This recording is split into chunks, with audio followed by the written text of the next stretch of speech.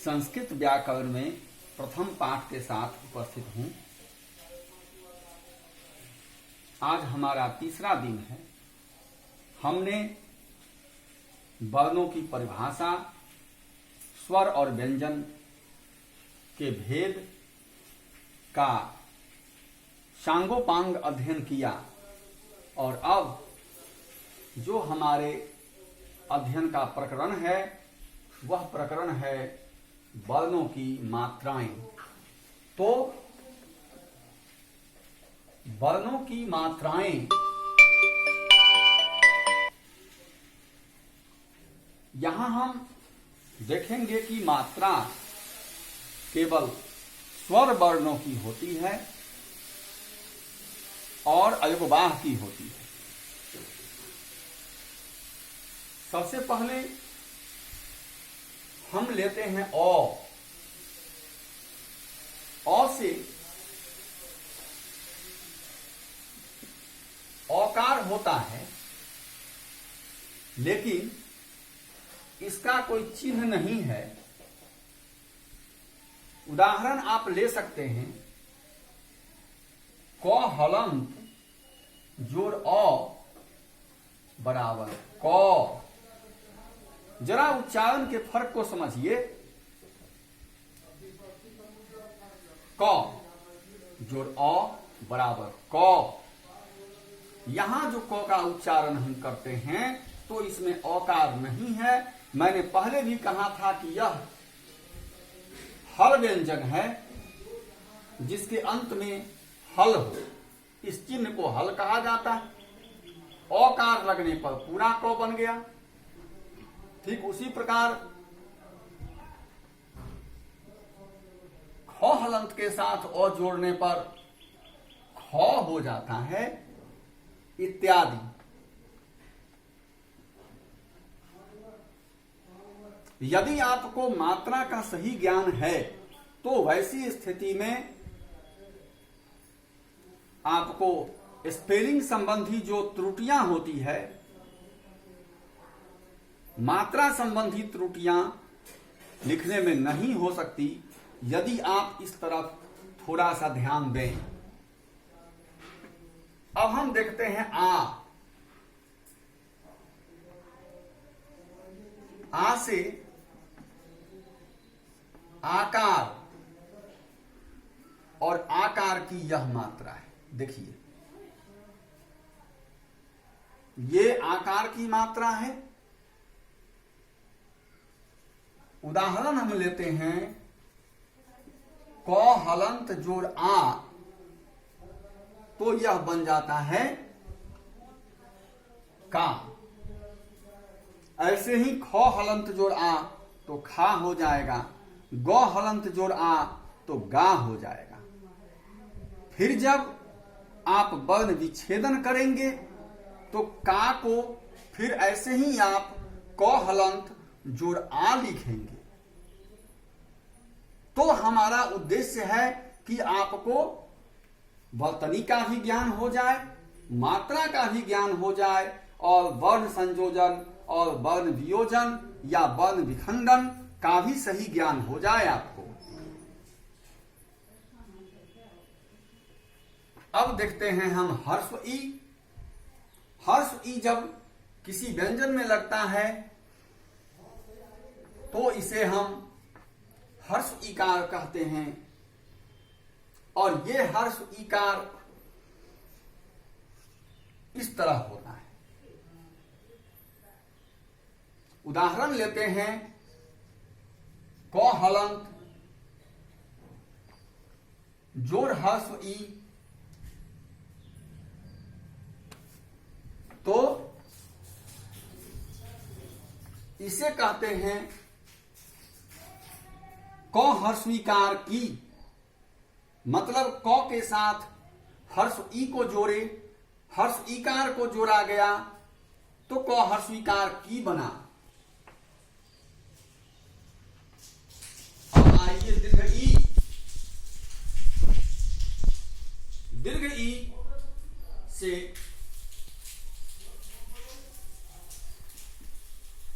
दीर्घ ईकार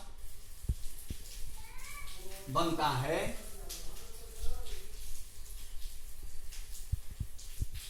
अब इन दोनों में अंतर, ये ह्रस्व है और यह दीर्घ है। मैं पहले भी आपको बता चुका हूं कि अ ह्रस्व है, आ दीर्घ है, तो इसके उच्चारण में 2 मात्रा का समय लगेगा। क हलंत के साथ जब आप दीर्घ ई जोड़ते हैं तो इसे कहते हैं की और की, अर्थात दोनों में अंतर है। यहां पर हर्ष ईकार है, इसका उच्चारण करने में 1 मात्रा का समय लगता है तो की। यहां पर क के साथ दीर्घ ईकार है, 2 मात्रा का समय लगता है तो यहां हम कहते हैं की। राम की गाय और मैं जानता हूं कि, अंतर आपको स्पष्ट हो गया होगा। फिर वैसे ही चलते हैं हर्ष उ।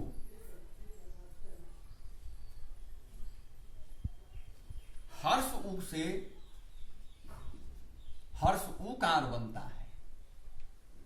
हर्ष उकार देख, यही चिन्ह है, अर्थात व्यंजन के नीचे हम हर्ष उकार लगाते हैं, बाईं ओर लगाते हैं यह मात्रा।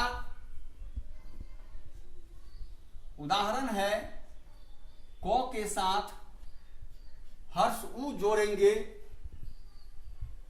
तो यह बनता है कु। जैसे हम कहते हैं कुशल, खुश, हम खुश तो नहीं कहते, हम कहते हैं खुश।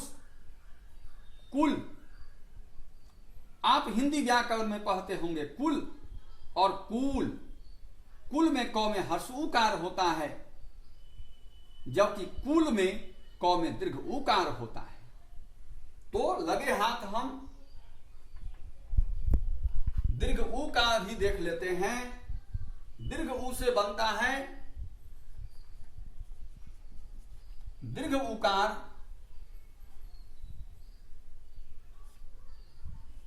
देख लीजिए, ये दीर्घ उ की मात्रा है। क हलंत के साथ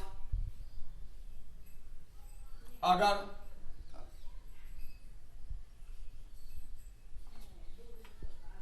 दीर्घ उकार की मात्रा लगती है तो ये बनता है कु। ऐसे ही गौ में अगर लगा देते हैं आप हर्ष दीर्घ उकार की मात्रा तो गु।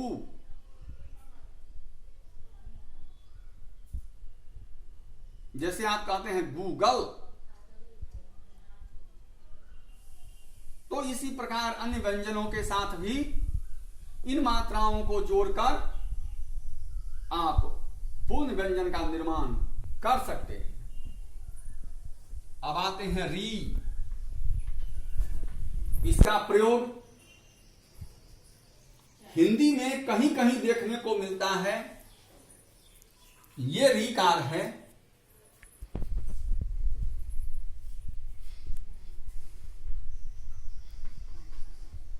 ये रीकार है और रीकार में वर्ण के नीचे ऐसे रीकार को जोड़ते हैं जैसे क के साथ अगर रीकार को जोड़ रहे हैं आप तो बनता है क्री। जैसे आप कहते हैं कृषि, जैसे आप कहते हैं गृह मतलब घर। तो मेरा कहना है कि रीकार का प्रयोग संस्कृत साहित्य में, संस्कृत व्याकरण में आपको ज्यादा मिल सकता है, लेकिन हिंदी व्याकरण में इसका प्रयोग कम से कम होता है। ऐसे ही ये है री।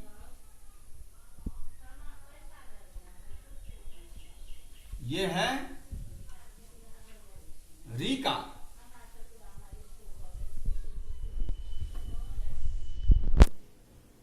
देखिए ये रीकार है, इसका उदाहरण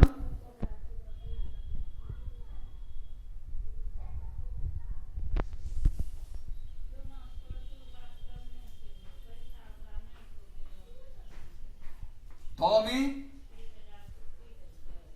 बड़ी री की मात्रा जोड़ेंगे तो बन जाएगा त्री। जैसे संधि विच्छेद में हम पढ़ाएंगे आपको पितृजोड़ ऋणम, तो पितृणम। अब आते हैं एकार।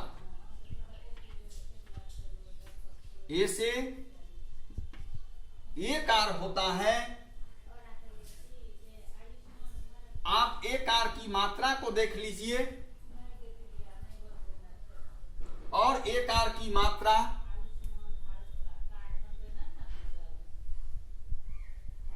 तो जैसे प हलंत के साथ जब एकार जुड़ता है तो ये बनता है पे। ए के बाद आप कहते हैं आई, तो आई से बनता है ऐकार। देखिए ये ऐकार है। जैसे क हलंत में ऐकार जोड़ने पर कई होता है, ठीक ऐसे ही ओ से ओकार बनता है। देखिए ये आपका ओकार है, ये ओकार की मात्रा है। क में जब ओकार की मात्रा जोड़ते हैं तो वो होता है। ठीक वैसे ही औ से औकार बनता है, जिसमें दो मात्रा ऊपर और एक मात्रा नीचे।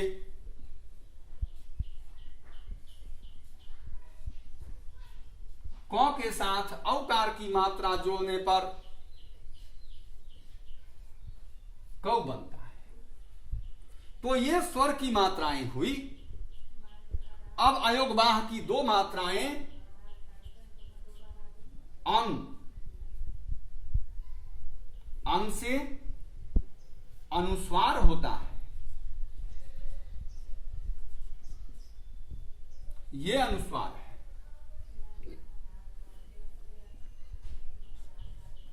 जैसे क हलंत जोड़ अनुस्वार तो बन गया कम,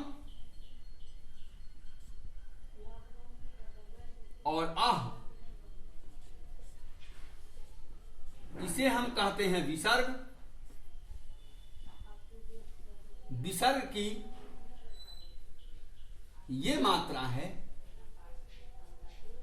जैसे क हलंत जोड़ विसर्ग तो कह बन जाता है।